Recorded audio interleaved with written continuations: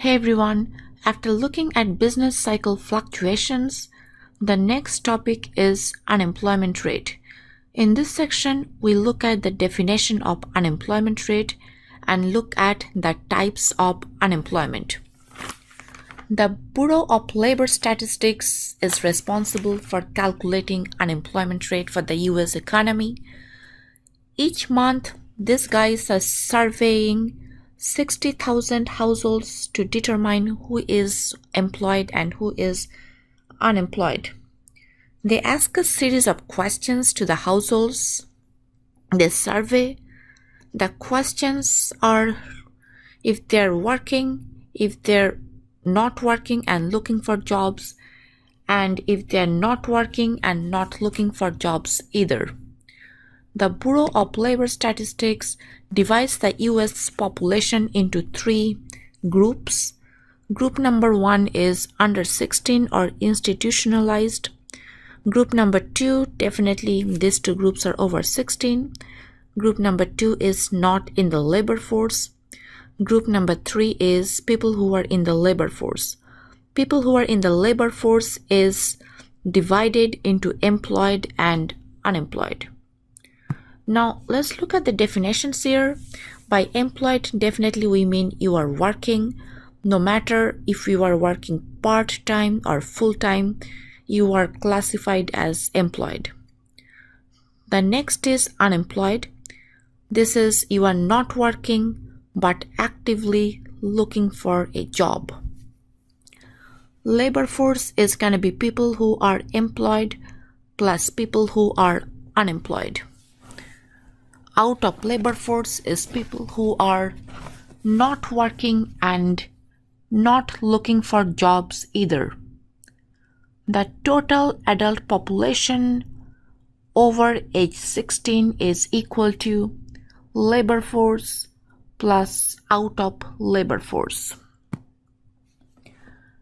I have this unemployment rate definition here and this labor force participation rate definition here. Unemployment rate is number of people unemployed over labor force times 100. Labor force is equal to employed plus unemployed. Then the labor force participation rate is equal to the labor force over adult population times 100. You can just plug in the values in these formulas to get your answer. Look at the criticisms of unemployment or the way the BLS is calculating unemployment rate. It's running into two issues.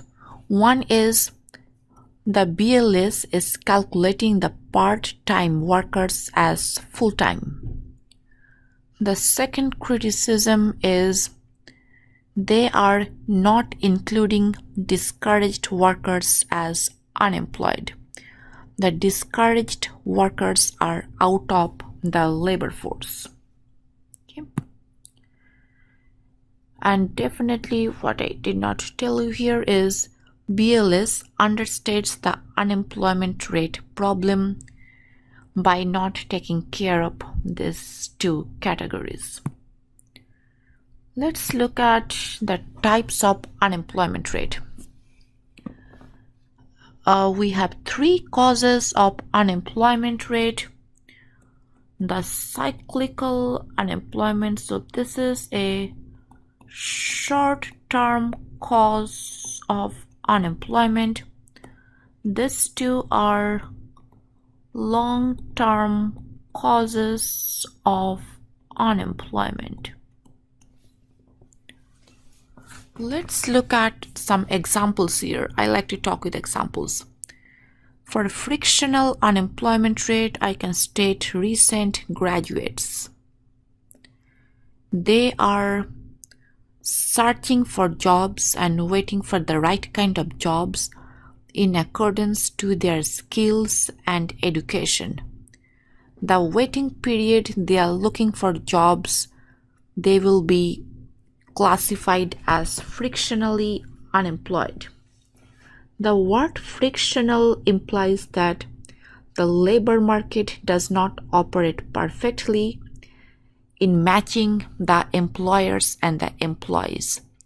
Frictional unemployment exists all the time for every economy. Now let's look at structural unemployment rate. This occurs because people are lacking certain technical skills that we need in today's economy. And number two, there is offshoring of jobs. That means the jobs have moved overseas. The jobs are not in US anymore. The third type of unemployment rate is cyclical unemployment rate. This arises because of insufficient demand for goods.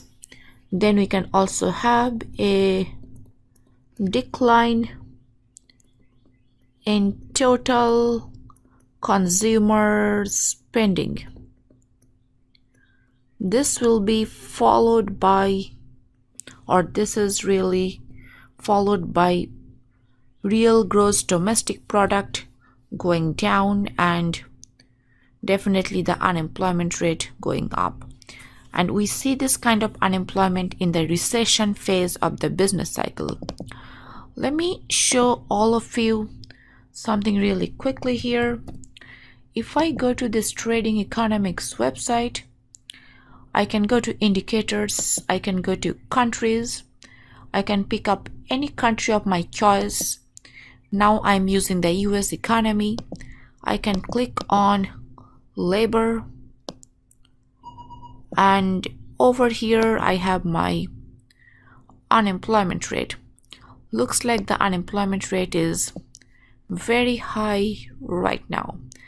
We know why it is very high right now, because of the COVID crisis. Okay, so here goes the types of unemployment. And we can have like real life data of each and every economy from tradingeconomics.com, from that website. Now let's look at some other definitions here. The first one is full employment. Full employment consists only of frictional and structural unemployment. And when we talk about full employment, we will say our cyclical unemployment rate is equal to 0. Economists describe the unemployment rate associated with full employment as the natural rate of unemployment. At the natural rate of unemployment, the economy is said to be producing potential output. That means the maximum possible real gross domestic product. It is doing that by using all its resources. As for example, the economy is using all its labor, all its capital, all its land, and we do not have any idle resources. The economy is fully employed. Okay, and if we do that, we are just going to have the frictional and structural unemployment. Just to show you something here, we can look at this unemployment rate data here. So even if we have full employment, the unemployment rate never goes down to 0%. I see for the US economy, the unemployment rate, the lowest unemployment rate is less than 4%. Looks like between 3.5 to 4%. And we have these fluctuations all the time. The unemployment rate does not really stay the same. Okay, so this is basically all from this definition of and types of unemployment rate. I'll go and talk about GDP gap and Okun's law in the next section. Thank you very much.